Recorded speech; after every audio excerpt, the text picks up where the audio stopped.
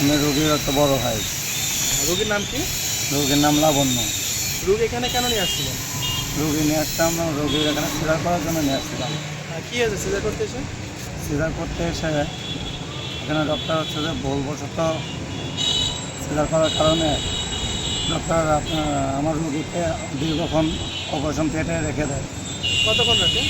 প্রায় 1.5 থেকে 2 ঘন্টা।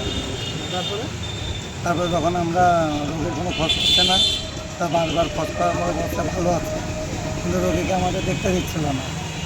পরবর্তীতে আমরা ফোর্স করে দেখি রোগী সিজার জন্য রক্তাক্ত অবস্থায় প্রচুর ব্লিডিং হয়েছে এবং সবাই চারপাশে টেনশনের মধ্যে দিয়ে দাঁড়ায় আছে। তারপরে আমরা দেখার পরে একটু বিচলিত হয়ে যাই। তারপরে তখন ওরা তাৎক্ষণিক কিছুক্ষণ পরে বলে যে রোগী বাঁচাইতে হলে আমাদের জরায়ুনালী কেটে ফেলতে হবে। তখন আমরা রোগীর জীবনের প্রায়োরিটি আগে দেওয়ার কারণে বললাম যে যেভাবে হোক আমাদের রোগী বাঁচান। তো তখন ওরা আসলে জরায়ুনালী কেটে দেয়।